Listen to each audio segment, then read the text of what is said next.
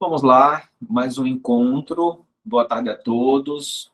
Estamos aqui no nosso mais um encontro do Descomplica Psi.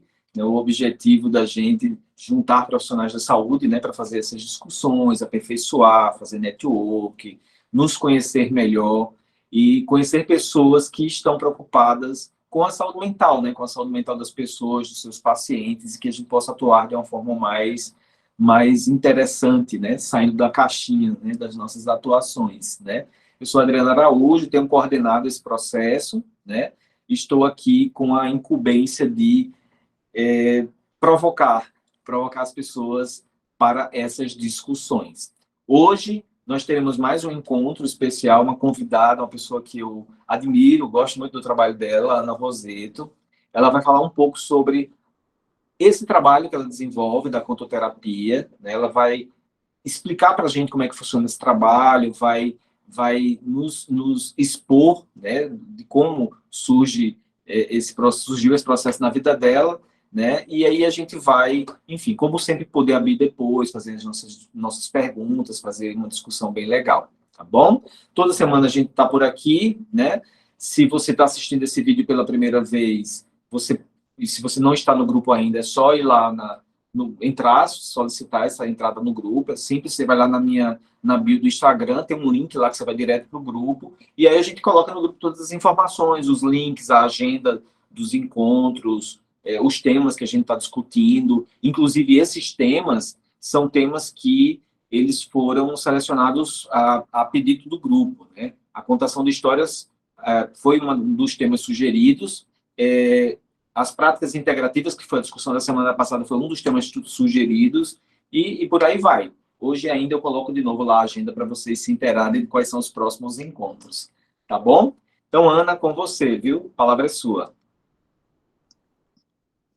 Oi, Adriano. Obrigada pelo convite, pela oportunidade de papear sobre algo que eu gosto tanto e que eu acho tão inspirador, e eu espero que esse papo que nós vamos bater agora seja inspirador para vocês também. Posso compartilhar a tela com você? Deixa eu ver como é que funciona. Tá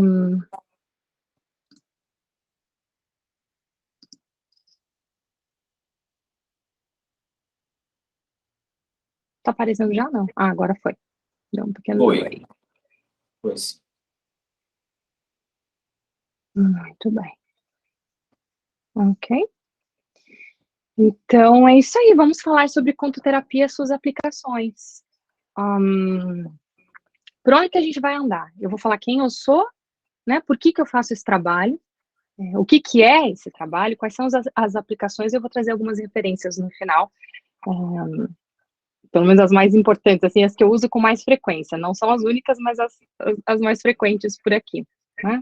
Então, eu sou Ana Roseto, eu falo que eu sou contoterapeuta. Não que essa seja uma profissão que você faz uma faculdade, alguma coisa nesse sentido, ou que é regulamentada pelo MEC, ou que você faz alguma pós-graduação. Não é nada nesse sentido, mas eu acho que é uma descrição que contempla bem o tipo de trabalho que é desenvolvido. Eu hoje moro na Inglaterra.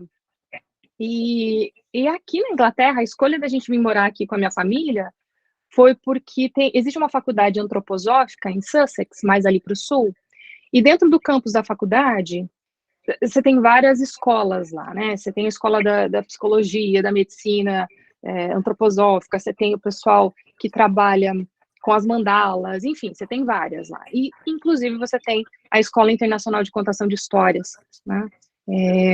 Eu frequento essa faculdade porque ela traz recursos e trabalha a contação de história, o storytelling, de uma maneira mais que atende essa intenção de desenvolvimento humano. Quando a gente fala de contação de história, a gente pode trabalhar ela pela via pedagógica, né, como uma forma de educação. A gente pode trabalhar ela pela via artística, geralmente atores, pessoal que trabalha com teatro, também conta história. Mas o interessante, o que me chamou muita atenção, o que me arrebatou, foi usar as histórias nesse intuito de se desenvolver como ser humano, né, de desenvolvimento humano. Desde 2015, eu venho desenvolvendo uma metodologia que cria contos como uma ferramenta para esse autodesenvolvimento, né? Eu comecei se a gente for falar da minha formação, eu comecei a trabalhar como personal and self coach. Eu utilizo os princípios da comunicação não violenta. Eu também uso os conhecimentos que eu adquiri com uma formação chamada reprogramação biológica. Dentro da reprogramação biológica, a gente considera o pensamento sistêmico, né? Nós estudamos a PNL, estudamos a germânica Ryukun, de constelação familiar sistêmica, vários outros tópicos. E o que me chamou muito a atenção quando eu fiz este curso foi o pensamento simbólico como uma via de investigação, né, para a gente descobrir o que o nosso corpo estava dizendo, qual era o aspecto simbólico, enfim, das questões de saúde que a gente desenvolvia. É o que ficou para mim dessa formação e é o que eu uso aqui. Hoje em dia eu colaboro com psicólogos, com terapeutas holísticos, com educadores, né, enfim, com o pessoal, com profissionais que trabalham com desenvolvimento humano. E aí eu venho usando essa experiência para a gente ir além do entretenimento e se familiarizar com essa arte de contar histórias. O que me chamou muita atenção, o início desse meu interesse, pelo que hoje eu uso o rótulo de contoterapia, foi que, voltando lá há uns anos atrás, meu filho mais velho, ele começou a fazer muito xixi na cama, ele tinha enurese à noite. E a gente foi no médico, e a gente conversou com o psicólogo, e a gente entendeu, eu e meu companheiro, a gente entendeu que o meu filho mais novo, ele estava começando a pegar todos os brinquedinhos do meu filho mais velho. O meu filho mais velho, ele tinha ganhado uma colcha, ele estava apaixonado pelo Toy Story, ele tinha ganhado uma colcha do Toy Story, do Buzz, junto com o Woody, e aquilo lá era nossa, a empolgação dele. E o irmão mais novo dele vivia subindo naquela coxa, e ele não queria que subisse naquela coxa. Não adiantava a gente explicar essas coisas para ele, sabe? A gente fala, filhote, você tá sentindo que seu território está sendo invadido, né? Faz parte, eu sei que você não quer compartilhar. Enfim, todas as abordagens a gente havia tentado. E eu lembro que nessa época eu já tinha feito um curso de contadora de histórias em Curitiba, com uma psicóloga antroposófica, que foi quem me deu o primeiro estalo para me interessar por isso. E aí eu pensei, quer saber, eu acho que eu vou contar uma historinha de uma torneirinha que se fecha de noite para o meu filho. Inventei ali na hora, né? Uma torneirinha que se fecha, que não abre a noite inteira, nenhuma gotinha passava. E eu achei fantástico que, a partir daquela noite, com aquela história, ele não fez mais xixi na cama. Agora, coincidência ou não, foi muito fortuito, porque daí a gente não precisou mais levantar de madrugada, ficar trocando colchão, para ficar colocando para lavar, secar e tudo. E ali naquele momento eu falei, gente, que interessante, né? Existe uma oportunidade aqui, né? Eu me dei conta da importância da imaginação nas nossas vidas, né? Como existe uma influência dos símbolos e das metáforas e como ela impacta, né, o nosso dia a dia. E aí o benefício disso, deste momentozinho, foi que eu comecei a me aprofundar, a desenvolver, a pesquisar, enfim, e aí eu venho colaborando, né, tanto com pessoas diretas, com clientes diretos que chegam, tanto quanto com profissionais que querem desenvolver essa parte mais da oratória, assim, da imaginação, do pensamento simbólico, através das histórias. Eu acho que uma coisa que me chama bastante atenção, eu acho que é uma das grandes motivações de se trabalhar com conterapia, está nessa citação do James Hume, que o Gustavo Barcelos traz no livro dele, Mitologias Arquetípicas. Então, ele fala que os gregos não tinham psicologia profunda e psicopatologia, né? Tal como nós temos. Eles tinham mitos. E nós não temos mitos hoje em dia. Ao invés, nós temos psicologia profunda e psicopatologia. Eu e Hummel fala aqui, portanto, como já repeti muitas vezes, a psicologia mostra os mitos numa roupagem moderna e os mitos mostram a nossa psicologia profunda numa roupagem antiga. Então, antigamente, esse conhecimento ele estava acessível para as pessoas, de forma geral. Quando a gente estava em contato com essas histórias e com esses mitos, nós conseguíamos entender o que era o amor, por exemplo, né? O que significava o amor, porque afinal de contas, em diversas culturas, a gente consegue achar a representação do amor na Afrodite, na Vênus, na Freia, na Ishtar, na Hathor, a gente consegue achar representação que é guerra, o que significa guerra.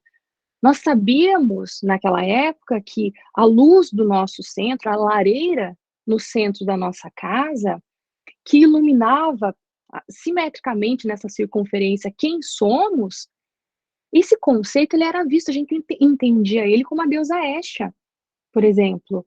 E toda vez que você acende uma lareira, esse ato simbólico no mundo concreto também fortalecia de alguma forma o nosso mundo interno. A nossa tolerância para com aquilo que é externo, para a nossa saída para o mundo, para o nosso movimento, ela era reconhecida e fortalecida quando a gente tinha contato com as histórias sobre Hermes, por exemplo. Mas e hoje em dia? O que a gente tem? Como que nós trabalhamos sentido, significado, para além da literalidade, para além do mundo concreto, do pensamento linear? Né? Como que a gente desenvolve a nossa subjetividade de uma forma mais acessível? Então eu percebo que hoje, olhando, a gente tem uma emergência, né? É uma emergência mesmo, no que tange maturidade emocional, no que tange a maturidade psicológica, posturas mais autônomas e proativas e menos vitimistas e passivas. Essa busca por sentido, por significado em nossas vidas, ela tem um impacto diretamente proporcional com a maneira como a gente interpreta a realidade. Então eu vejo que esse é uma das contribuições, é o trabalho da conterapia. Ele não é um trabalho de emergência, do tipo assim, a pessoa está tendo uma crise, né, e vai lá e conta uma história que vai passar. Pode ser que sim, mas não é, né? Só que esse trabalho com a conterapia, eu vejo que ele tem uma certa urgência, ele precisa ser feito. E trabalhar com histórias é um trabalho preventivo. Antes de eu começar a me aprofundar um pouco mais sobre a contoterapia e suas aplicações, eu queria falar algumas coisas. Então, quando a gente pensa, né, no nosso aparato aqui cerebral, nós temos 86 bilhões de neurônios. Esses neurônios, eles viajam numa velocidade de 120 metros por segundo. E a distância que eles percorrem varia de 150 a 180 mil quilômetros. Isso dá quase 4 voltas ao redor da Terra. Você já parou para se perguntar por que a gente tem tanta capacidade neural? Quando a gente conta histórias da nossa vida, por exemplo, o nosso cérebro, ele precisa conjurar um mundo para a gente habitar com todas as cores, com os movimentos, com os objetos, com os sons. Da mesma forma que os personagens de uma ficção, eles existem numa realidade que foi ativamente criada por nós também existimos numa realidade criada por nós. E você pensa, nossa, sério, não é assim que eu me sinto, né? Porque você falando isso, o que eu percebo é que parece que eu tô aqui, em contato direto com a realidade, eu tô vivendo ela, eu tô sentindo ela, né? Tô me relacionando com ela, interagindo. Pois é, mas não é assim. Na verdade, o nosso cérebro, ele cria alucinações. E essas alucinações que ele cria são os nossos modelos de mundo, né? E os nossos modelos de mundo são criados pelo nosso cérebro narrador. Para a gente entender um pouquinho sobre cérebro narrador, eu vou dar um exemplo. Eu vou te dar só 2 palavras. A palavra banana e a palavra vômito. Banana e vômito.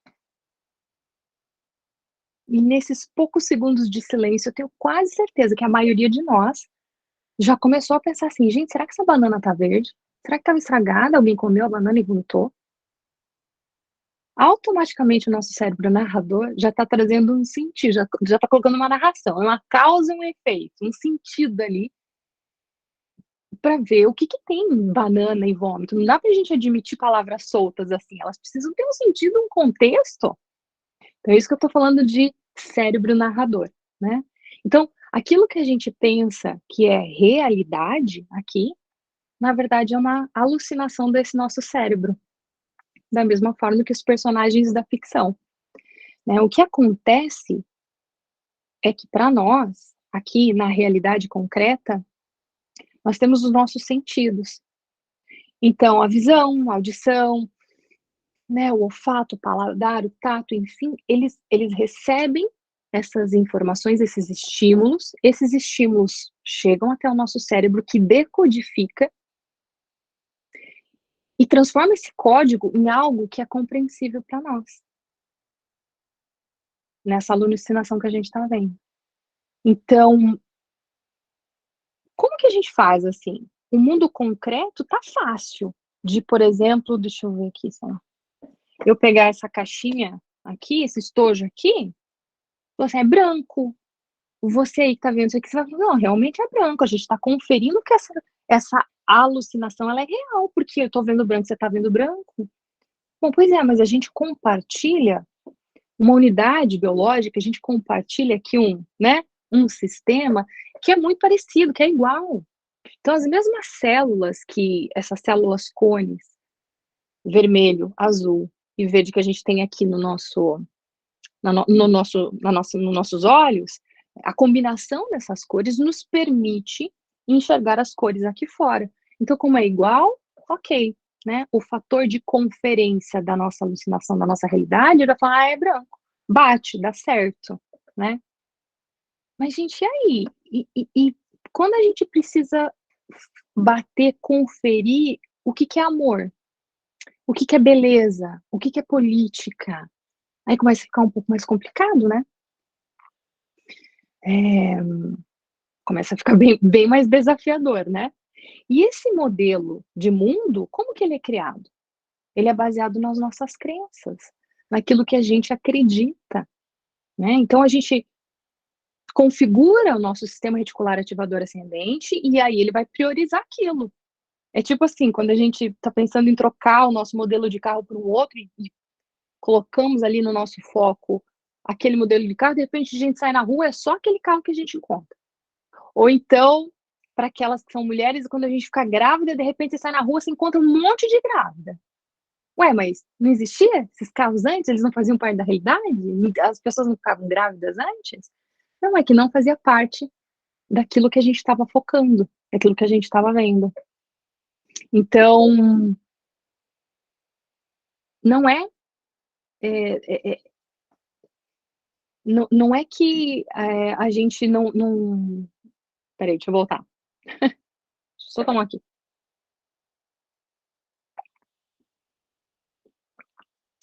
Então, é sobre o nosso foco, é sobre o que a gente fala, é sobre as palavras que conjuram as imagens. E o nosso sistema de crenças ele vai funcionar, então, como uma matriz para as nossas alucinações.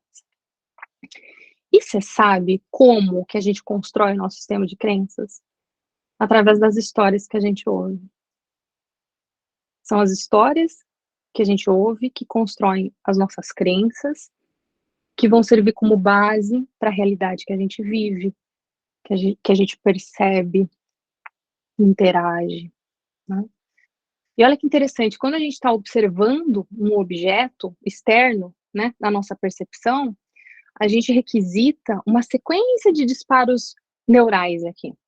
Quando nós estamos imaginando, o processo é o mesmo, nós acionamos a mesma sequência de neurônios. Eles perceberam isso através de uma investigação com ressonâncias magnéticas e a gente descobriu que o cérebro ativa as mesmas partes, tanto para interagir com a realidade, quanto para essa experiência no imaginário. Então você consegue perceber a potência que é sabermos usar a nossa imaginação? Ok, e os contos? Pois é, os contos funcionam como uma ponte. As histórias e os contos, eles oferecem uma nova chance para a gente perceber o mundo. As histórias são como óculos que a gente empresta para enxergar o mundo com outros olhos. E eles são uma excelente ferramenta para a gente colocar o nosso mundo em movimento, para extrair significado, para encontrar sentido.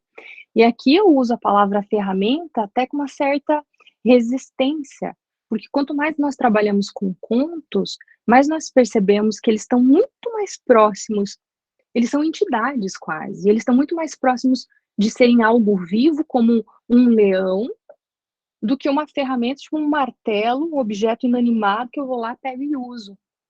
Mas, por questão didática, a gente fala que os contos são como uma ferramenta, né? E com eles a gente consegue dar conta, a gente consegue se perceber, entender que nós somos seres multidimensionais. Nós experimentamos uma dimensão física, uma dimensão psicológica, uma dimensão espiritual, uma dimensão emocional. Então, por que a gente vai usar contos? Justamente por essa capacidade de estar no aqui e agora e no era uma vez, ao mesmo tempo. De estar no consciente, às vezes acessar o subconsciente e inconsciente, de estar aqui na lógica e acessar a intuição. Os contadores de histórias costumam falar que estamos no mundo visível e quando a gente conta histórias, a gente acessa um mundo invisível. Aí a gente percebe que nós podemos viver mais de uma realidade ao mesmo tempo e nós começamos, então, a desenvolver uma maneira de interpretar essas realidades. Tem uma palavra, um conceito, né, que é usado pelo judaísmo, chamada Pardes. Pardes significa jardim, num sentido de jardim do Éden, quase, sabe? Esse jardim que a gente volta para a unidade. Ele diz que quando a gente consegue ter esses 4 níveis de interpretação da realidade, dominamos esses 4, a gente volta para a unidade. E que níveis de interpretação são esses da realidade? O primeiro é o literal. Então, eu entro em contato com uma informação, digamos, vamos usar o exemplo da ponte, eu tenho uma ponte. Então, o literal é a ponte pela ponte, seja de madeira, de ferro, de metal, o que for. Ponte é ponte. Literalmente, aquilo é uma ponte. Eu entendo ela assim, literalmente. O segundo maneira de interpretar a realidade é quando a gente lê nas entrelinhas. É o alegórico. Bom, eu entro em contato com essa informação, vem ponte para mim. Bom, se tem uma ponte, o que ela está querendo me dizer? A entrelinha da ponte é que existe travessia. Então eu já não olho para a literalidade da ponte quando eu vejo ela, mas eu olho para sua alegoria. Ela está me convidando a fazer uma travessia. É isso que eu interpreto dessa realidade. O terceiro nível de realidade é o simbólico. O simbólico tem a ver com você. Duas coisas que aparentemente são divergentes, elas encontram um sentido convergente. Elas acham sentido. Então, poxa vida, a ponte está ali. Qual que é o símbolo? O que significa essa ponte? O que ela está querendo me dizer? Será que ela está querendo me falar de união? Aparentemente, ponte e união, mas eu consigo perceber o sentido de união, de conexão, de ligar o que estava separado aqui.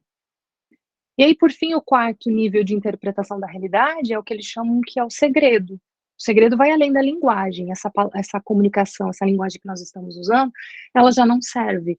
Já é um lugar onde a gente experimenta, muito parecido com experimentar a partir do sentir. E as palavras, não é para a gente descrever com palavras, é para a gente experimentar sentindo, vivendo, né? Então, são essas 4 formas de interpretarmos a realidade. A outra coisa que os contos também fazem, eles nos convidam a refletir. Porque as histórias, elas nos tiram da ação do cotidiano e elas vão nos transportar para um lugar de reflexão. Refletir algo daqui de dentro. E quanto maior é o nosso domínio reflexivo, mais qualificada é a palavra que a gente vai pronunciar. Isso quer dizer que as nossas relações, elas vão gradativamente se beneficiar dessa lapidação da palavra que eu pronuncio, da minha linguagem. Porque através das histórias, eu me lapidei, eu trabalhei, eu refleti. Então, por isso que eu disse, né, antes, que o trabalho com contos, ele não é necessariamente uma emergência, mas ele é com certeza uma urgência. Trabalhar isso, né? Falar de contos, falar de mitos, usar histórias, no final das contas, é aliviar e é facilitar a fala de psicopatologistas, eu acredito. Então, é uma abordagem que não briga, não entra em choque, ela complementa, ela não tem contraindicação. E eu acho que ajuda, pelo menos do pessoal que está chegando e que eu estou trabalhando e colaborando, vem sendo um fator bastante motivacional, assim, vem contribuindo bastante. Muito bem. Então, o que que é contoterapia? Essa introdução que eu fiz, vamos para a contoterapia. Ela é um método, assim, de forma bem sucinta, tá? Ela é um método que utiliza imagens e narrativas de contos autorais, ou então contos da tradição oral, para nutrir o subconsciente com sugestões simbólicas de resolução, para promover reflexão, movimento interno e mudança de perspectiva. Contos e histórias, eles são usados para além do entretenimento aqui e da educação. Eles são usados mesmo como uma ferramenta cognitivo-comportamental. É interessante falar que quando eu usei o termo tradição oral, eu estou falando dessa experiência específica com esses contos que vêm sendo passados de geração em geração, de mitos, de histórias, né? E cada história tem a sua característica. Contos folclóricos, eles são os tipos de histórias que falam de aprendizado da consciência diurna, né? Quando eu ouço essas histórias, eu rapidamente apreendo o que elas estão querendo dizer. Os contos de fadas, com as suas derivações de mitos, né? São contos mais de consciência noturna, eles são muito mais simbólicos. E eles são mais próximos porque eles acabam narrando histórias de alfaiates, de sapateiros, do filho daquele que cuida das vacas. Então, tá fácil, tá próximo da minha experiência humana essas histórias, mas ainda assim eles são muito simbólicos e muito noturnos. E os mitos, né? Que são essas histórias de deuses, semideuses, da criação do universo e como que a vida funciona, esses mistérios. Essa tradição oral, essa contação de história, não é necessariamente esse storytelling de livro, de filme, de série, e nem é esse storytelling. Storytelling está sendo uma palavra hoje em dia que é quase tipo empatia, empoderamento, feminismo, porque é usado e começa a se esvaziar de sentido. E aí a gente usa storytelling achando, né, que vamos vender mais produtos e convencer nossos clientes a fazer compra e daí aprenda o storytelling para você vender mais. Não é disso que eu estou falando, né? Se bem que se você parar para pensar, por que será que o storytelling vem sendo tão massivamente usado? Porque, claro, gente, essas empresas, essas corporações, elas sabem que o nosso cérebro é ligado em histórias, né? E que o arquétipo de superação, esse modelo dessas histórias, que é estar num lugar desafiador, viver um conflito e superar esse conflito, que é isso que a gente quer saber, como é que o bendito protagonista, como é que o herói se virou naquela situação desafiadora, como que ele superou.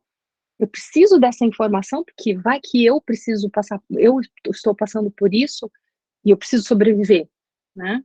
Então, isso é muito atrativo para a gente.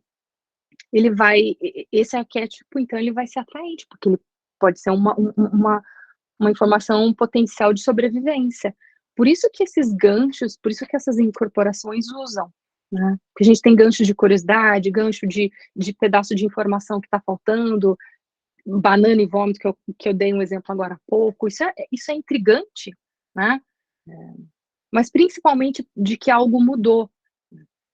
Perceber numa história que algo mudou vai fazer com que o nosso cérebro se ligue, preste mais atenção, porque afinal de contas a mudança tanto pode ser um perigo chegando, um leão que vem aqui me pegar, quanto também pode ser o desconhecido da mudança. Ele pode trazer prosperidade ou não, então eu preciso ficar ligado em mudança. E aí essas histórias, elas são contadas num contexto mercadológico pelo simples fato de que elas nos afetam. A nossa decisão de compra, no final das contas, vai vir da emoção que o vínculo e a conexão com um determinado protagonista, né, ou valor mencionado naquela história criou, e não necessariamente pela razão. pela autorreflexão de neocórtex, do tipo assim, será que eu preciso mesmo de uma Coca-Cola na ceia de Natal para ser feliz com a minha família? A gente vai comprar Coca-Cola porque você quer aquele arquétipo, né? Aquilo que está sendo vendido naquela história da Coca-Cola. Você quer acessar aquela felicidade. Isso é um pensamento simbólico, percebeu? Coisas aparentemente divergentes que se encontram em sentido. Então, a Coca-Cola e a felicidade é algo que eu quero quando eu consumo a Coca-Cola. Então, aqui, na contoterapia, a gente usa a história para além do entretenimento, como eu falei, para além da educação, certamente não é para manipular a venda, mas sim para uma questão de reflexão, né? Eles nos ajudam a refletir. Aqui, na conterapia, isso acaba sendo uma experiência terapêutica, tanto para o individual, de mentoring, vai criar contos. Eu, Ana, utilizo aquilo que eu falei antes ali de reprogramação biológica, utilizo comunicação não violenta, tudo que eu aprendi aqui para entender este momento do conflito. Mas eu vou explicar um pouquinho melhor isso nos próximos slides. Até agora, tudo bem? Tranquilo? Legal, vou seguir. Então tá. Eu tô acostumada com as turmas da gente e o povo fala pra caramba. E vem, vai, volta e vem. Daí quando fica muito silêncio, eu penso, será que tá? Então tá tudo bem. Então eu vou seguir. Então vamos lá. Quais são as aplicações, então, hoje da contoterapia? Deixa eu fazer uma diferenciação aqui. Talvez se você pesquisar contoterapia, como eu falei antes, isso não é uma formação, algo que você faz, um título que é reconhecido pelo MEC, ou enfim, não é. Eu acho que é um nome que descreve um uso, uma intenção de uso, né, para diferenciar educação, entretenimento de desenvolvimento humano, né? E a contoterapia, como marca registrada, que tem esse Rzinho ali, é justamente para a gente saber que aqui nós vamos passar por toda. Existe no curso de contoterapia, existe ali uma jornada para a gente fazer. Essa jornada significa que, para ser contoterapeuta, dentro daquilo que eu aprendi e descobri na minha jornada, você precisa aprender a escutar. Para a gente falar, a gente precisa aprender a escutar. E para aprender a escutar, eu utilizo muito a comunicação não violenta. Com ela, a gente já estabelece e já acessa pensamentos e uma troca intelectual que convida a gente a diferenciar o que é julgamento moralizador de juízo de valor, a buscar nomear sentimentos e necessidades. A gente vai descobrir o que é empatia e quais são os obstáculos da empatia. E eu acho ela fantástica para desenvolver uma escuta mais empática, porque afinal de contas é isso que a gente precisa lá na frente, quando a gente for fazer um atendimento individual, quando a gente quiser criar um conto para alguém, a gente precisa saber escutar o que essa pessoa está falando, né? Traduzir esse sentimento e essas necessidades. Aí depois a gente vai aprender a contar. Aprender a contar aqui, nós utilizamos o ofício do contador de histórias. O ofício do contador de histórias, de acordo com o que tem na faculdade antroposófica aqui. Ele é um ofício que você aprende a contar histórias, mas não tem a ver com, tipo, dedoche, fantoche, ou você colocar uma fantasia, ou um cenário que você cria. Não é sobre isso. É sobre desenvolver habilidades que requerem a sua imaginação. Então, no ofício do contador de histórias, a gente vai viajar. Lembra que eu falei que a imaginação e a realidade, elas utilizam o mesmo, é o mesmo disparo? Acontece que uma vai numa direção, a realidade, e a imaginação vai no outro. Então, a realidade, a gente ativa a visão, e aí nós vamos para o sentido. Quando a gente está imaginando, a gente sente para depois, né, as nossas sacadas oculares, elas vão criando exatamente, é como se a gente visse o palácio lá no deserto e toda aquela areia. Quando eu falo essas palavras, nosso olho já está criando essa imagem. Então, vem dos sentidos para a imaginação. Durante o ofício do contador de histórias, a gente aprende a ir lá na história. A história é no Japão e tem um monte, pois estamos lá no Japão. a gente ouve o barulho das pessoas andando, a gente respira fundo e sente o cheiro daquela vegetação, o vento, a linguagem dessas pessoas falando. A gente está lá, a gente cria mesmo esse lugar. E isso é feito no ofício do contador de histórias. A gente também aprende técnicas de como facilitar a sua imaginação, porque existe uma grande diferença, né? Talvez pelo nosso sistema camaleão, pelo nosso neurônio espelho, enfim. O que a gente ouvinte quer é ouvir uma história que sai da boca do contador de histórias como uma verdade. A gente não quer uma leitura e palavras intelectuais. A contação de história não é sobre intelecto, é sobre sentir. Então, no ofício do contador de histórias, a gente aprende isso navegando por várias histórias. Essa é a metade do curso, nutrir o mundo interno. Já vou, só vou terminar, Frederico, daí você me pergunta. Ah, não, pergunta, depois eu termino. Conta para mim, Frederico. Oi, boa tarde. Oi. Assim, eu estava um pouco ansioso por esse encontro de hoje, né? Porque eu acredito muito que a contoterapia ela sempre fez parte da minha prática. Eu sou psicólogo, né? E a minha abordagem é a Gestalt terapia. E dentro da Gestalt terapia tem uma técnica chamada viagem fantasia, em que a gente pode utilizar como relaxamento, mas a gente pode utilizar também como técnica de projeção, de expressão de sentimentos, e, e essa questão mesmo da, da transferência e da projeção do indivíduo, da pessoa, em cima dos personagens, né? E eu acho fantástico, porque a questão do lúdico, assim, se imagina que, de repente, você está trabalhando com contação de história, é algo voltado para a criança, mas eu já trabalhei, inclusive, com seleção de pessoal com contação de história, com vários personagens, onde as pessoas projetavam o desempenho de cada personagem, e elas estavam falando delas mesmo, na verdade, né? Então, assim, não é. Eu só queria saber, depois eu queria que você falasse, se mais no final, se tem algum curso de formação onde a gente possa se aprofundar mais nisso aqui no Brasil, né? E falar que eu estou adorando, porque é algo que faz parte da minha prática, que funciona assim, super bem, seja criança, seja jovem, seja adulto. Parece assim até um processo mágico assim, né? Quando você pergunta e tal personagem, uma coisa simples, que nota você dá para tal personagem? Aí a pessoa de 0 a 10, tanto, por quê? Aí quando você fala por quê, nossa, aí o mundo interior sai para fora assim, e é muito bacana. Aí eu queria fazer E esse comentário. sai sem a pessoa perceber que ela tá falando dela, e aí ela fala mesmo, que é dela, né? Ai, a gente pega tanta coisa, né? É bem isso mesmo. Sim, falo. Você sabe, então, que como eu disse, não tem nada reconhecido. Eu estou desenvolvendo esse trabalho e esse slide que estou mostrando é justamente o curso de formação, ele leva 8 meses. Aqui na Inglaterra existe, não tem negócio de contoterapia, só que a cultura, ela, poxa, na faculdade que eu faço,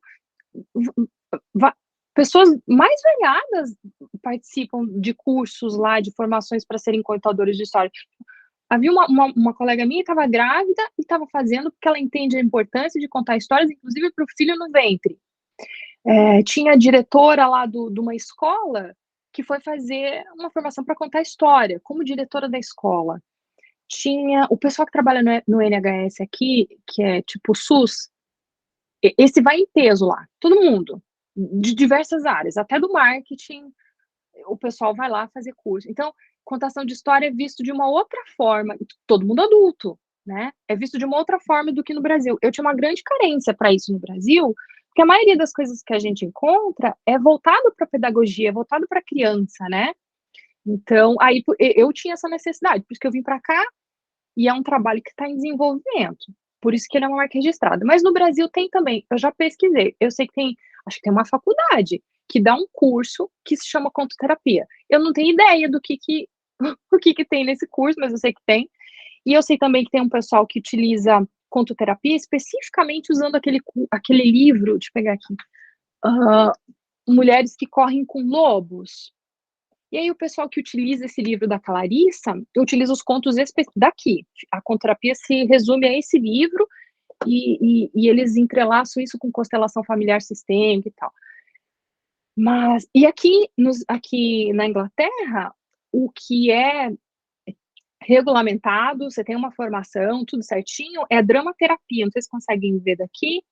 Esse é um livro chamado Dramaterapia, com mitos e contos de fadas. O pessoal em Londres, aí veio o pessoal da Gestalt, veio o pessoal que é ator, e eles fazem a dramatização dos contos. Então, daí a pessoa é o personagem, e você conta a história.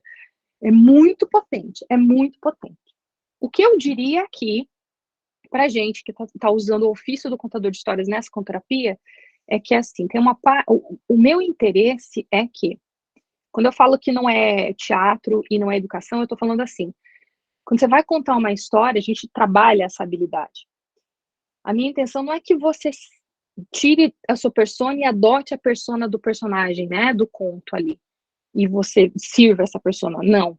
Eu quero que você fortaleça o seu centro de contador de histórias e que você se estique até lá no personagem, na característica do personagem. Aqui, para nós, de acordo com a escola que eu trabalho, é como se a gente fortalecesse o nosso centro e a gente se permitisse, sim, a gente pode viver esses extremos na nossa vida, mas toda vez que eu conto histórias, eu visito esses extremos, o meu retorno ao centro é um fortalecimento de mim mesmo. Então, saber quem eu sou o contador de histórias que pode visitar este lugar. Só que, nossa, eu vou falar para você, durante o curso, como é difícil para nós adultos visitar esse lugar. É uma super simples, mas muito desafiador. Principalmente quando a gente conta mitos, e estamos falando de deuses, e precisamos acessar essa divindade em nós. Caramba, é muito desafiador ser um deus numa história. Enfim, é um grande processo. É isso que eu ia te perguntar, na sua experiência, como é que você vê isso, né? Como é que os adultos eles lidam com isso, né? Porque, de modo geral, quando a gente convida as pessoas para esse mundo da imaginação, não precisa ser contação de histórias, mas você pede para alguém usar a criatividade, você pede para alguém fazer algo um pouquinho diferente nesse sentido. Às vezes eu peço para a pessoa dizer o que é que ela está sentindo, ela não consegue falar sobre o que ela está sentindo, imagina ir para o simbólico mesmo, né? Essa é uma coisa que eu ia te perguntar, como é que tem sido isso? Porque eu acho que é bem desafiador mesmo. Só que sabe a vantagem, Adriana? É o que o Frederico, né, estava falando, não é sobre a pessoa. Não é sobre a pessoa. E aí parece que esse truque, né, essa engambelada que a gente dá, é meio caminho que nós andamos, em termos de permissão. Então a gente começa com contos folclóricos que são mais fáceis e mais leves, aí nós vamos para os contos de fadas que já começam a ficar um pouquinho, e nessa jornada a gente vai se familiarizando e vai se permitindo, uma coisa que eu falo muito, a permissão que a gente dá, como contador de histórias, de acessar esses lugares, na hora que nós contamos essa história, é a permissão que nós damos para o nosso ouvinte. Então é um trabalho de generosidade. O quanto estamos dispostos a ser generosos na nossa contação? E essa condução e essa perspectiva facilita muito o trabalho, Adriano. Mesmo sendo difícil, as pessoas topam chegar lá, sabe? Experimentar. Então, e depois a gente vive mesmo o arquétipo das histórias, porque a gente está num lugar de desafio, e aí porque criou um grupo empático que começou com a CNV, então a gente tem essa energia empática aqui de não julgamento, tá todo mundo caminhando nessa jornada para aprender. Quando ele se expõe e conta, e terminou a contação, todo mundo fica feliz porque superou. E aí isso acaba se retroalimentando, sabe? No decorrer desse curso, assim, dessa forma. Karin Mas é desafiador. Oi, Karin, pode falar. Oi, Karen. Karen, desculpa. Não, é porque o pessoal às vezes confunde, acho que até em outras línguas o masculino é Karim mesmo, né? Mas o meu é Karen. Você falando, eu achei muito fantástico, assim, até quando o Adriano colocou a proposta no grupo, né?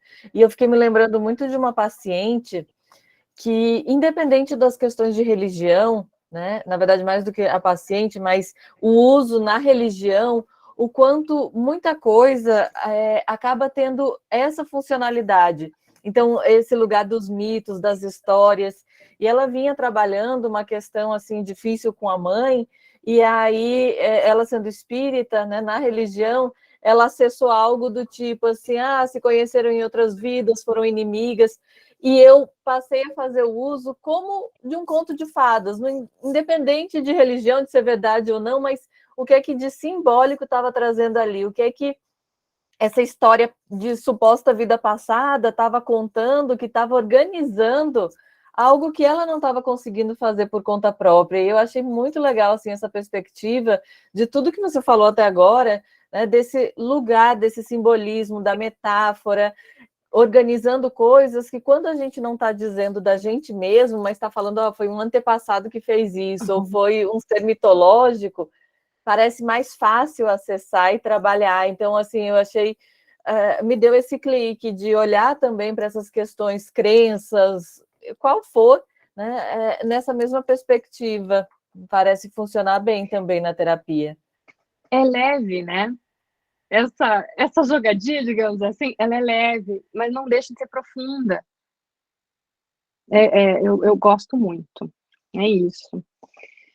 E aí, ali, a gente, na sequência, alimentou o nosso mundo interno, nutriu o nosso mundo interno com imagens e símbolos. Nós vamos começar a criar contos biográficos e contos metafóricos. Os contos biográficos, eles são que a gente, eu acho que é muito conhecido de todos, a jornada do herói. Mas a jornada do herói é uma estrutura que não é única, existem várias formas de nós trabalharmos histórias e contos. Quando a gente está falando das histórias de vida, a gente não usa necessariamente a jornada do herói ou qualquer outra estrutura, mas a gente trabalha memórias no sentido de aprendizados. Qual foi o aprendizado que eu tive com essa sequência de eventos, ou com esse momento, ou com essa memória? E aí se debruçar para colocar isso dentro de um conto, e um conto necessariamente é uma narração que está dentro de um horizonte de significado. O próprio processo de eu criar um conto biográfico, ele é muito terapêutico, ele é muito bom. E a partir daquele momento que as coisas se encaixam e eu estou pronta para liberar, eu alcancei uma maturidade, e aí eu dou o meu presente, que é o meu aprendizado, gente, isso cria um vínculo, uma conexão que nem tem, realmente, linguagem, nem precisa de linguagem, acho que é um sentir, sabe? A linguagem não ia fazer jus da experiência que é quando a gente consegue acessar isso. E, por fim, a gente cria contos e metafóricos.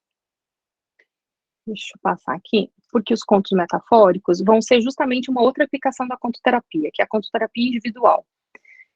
O raciocínio por trás desse método bom, eu estou vivendo um momento desafiador, ou eu estou passando por um conflito. Conflito e um momento desafiador não é o que acontece numa história, numa jornada do herói?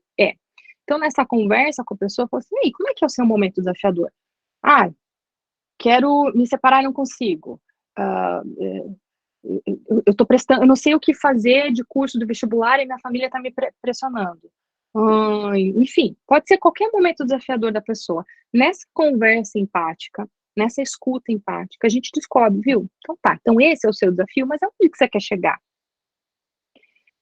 Por isso que eu gosto do coach, sabe? Coach é outra coisa que quando você fala que você é coach, você fala, meu Deus, você tem até vergonha de falar que você é coach.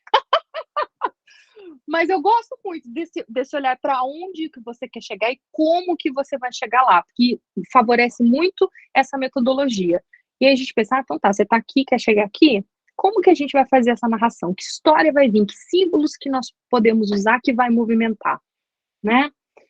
Será que tem a ver com você costurar a sua vida? Então eu vou criar uma história de uma costureira? Será que tem a ver com eu preciso sair da minha zona de conforto e me aventurar no mundo, no desconhecido? Então eu vou contar a história de um viajante, de um filho mais novo que resolveu buscar suas moedas lá fora? Sei lá, a gente inventa várias coisas e cria um conto, né? Essa outra aplicação A gente aprende no curso a metodologia para fazer esse atendimento, mas não é a única. Tá? A outra possibilidade de aplicação é em oficinas e em grupos terapêuticos. Lá você pode pegar, como você aprendeu a trabalhar a tradição oral, você pode usar contos que já existem, enquanto você pode criar contos para esses grupos.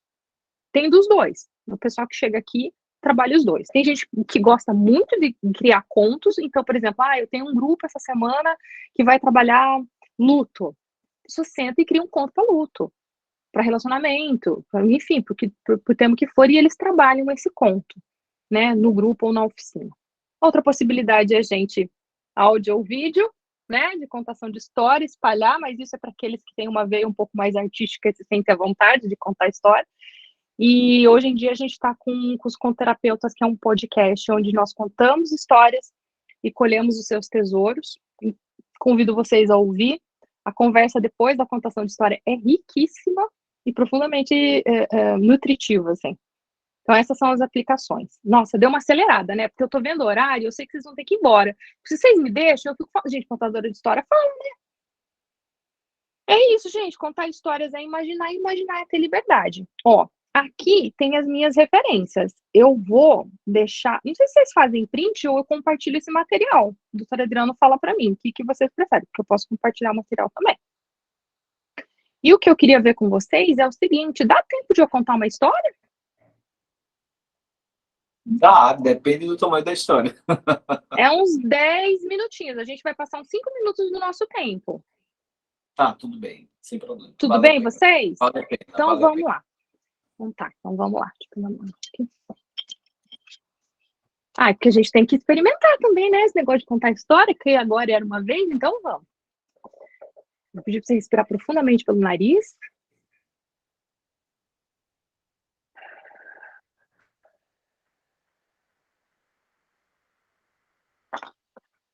Mais uma vez.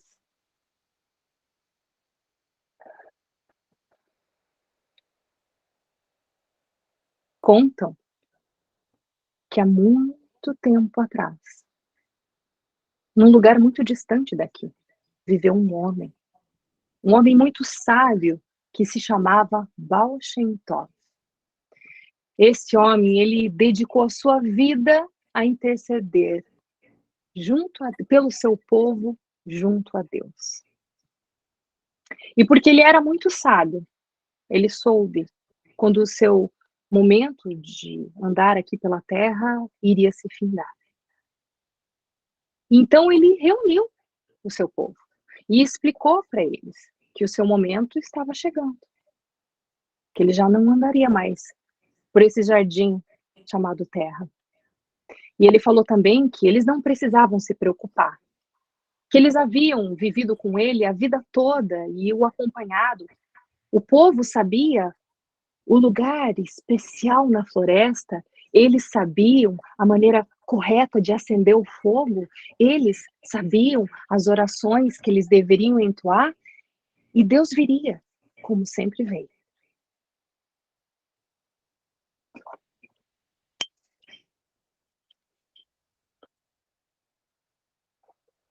A primeira geração, após a morte de Baal Shem Tov, achou o lugar especial dentro da floresta, sabia o jeito correto de acender o fogo, lembravam das orações e juntos, reunidos, entoaram as orações. E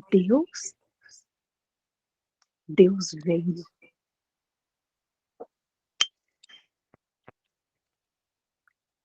A segunda geração após a morte de Baal Shem Tov lembrava do lugar correto ali dentro da floresta, mas eles não lembravam muito bem a maneira correta de acender o fogo. E mesmo assim, reunidos, eles entoaram as orações que lembravam. E Deus veio.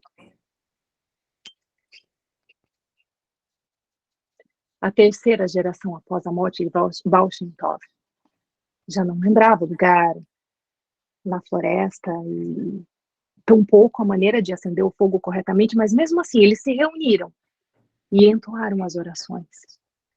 E mesmo assim, Deus veio. a quarta geração após a morte de Baal Shem Tov,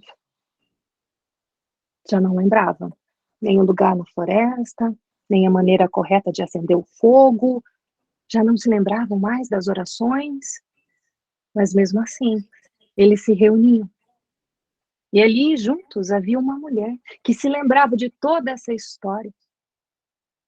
E ela, então, começou a contar como era naquela época. Ela descreveu para todas aquelas pessoas onde era o lugar na floresta e como era acender o fogo e o que acontecia quando eles entoavam as orações e conforme as palavras dela foram saindo e andando pelo ar e entrando no coração de cada uma das pessoas reunidas, foi como se eles vivessem aquilo tudo novamente e Deus veio.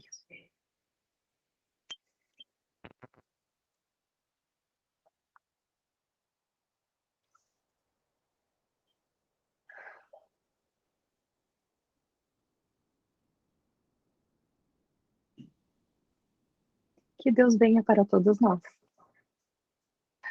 Grata por hoje, pelo espaço, pelo tempo, pela escuta. Eu fico à disposição para o que vocês quiserem e precisarem. Gente, 60 minutos é muito pouco. Me larga aqui que nós continuamos falando no tempo isso daí. Vamos contar a história. Mas, enfim, que seja uma semente. Obrigada, gente. Obrigada, Adriano.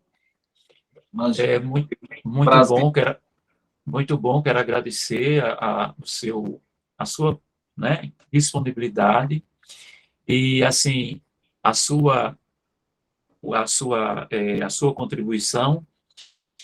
No próximo dia 17, eu vou estar trabalhando a prosa e a poesia como recurso terapêutico na Gestalt terapia, né? Então, acho que tem uma sintonia, né? Eu vou estar falando de coisas que você falou de outra forma, mas eu vou falar, né? E vou estar falando a mesma linguagem, tá certo? Então, muito obrigado. Ai, obrigada a você.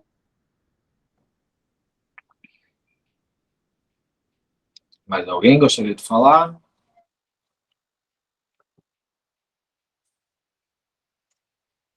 Acho que não. Ana, O pessoal agradeceu ali já. Uhum. Ali no chat já tem mensagem. Também já vi as mensagens. Obrigada. Vendo aqui.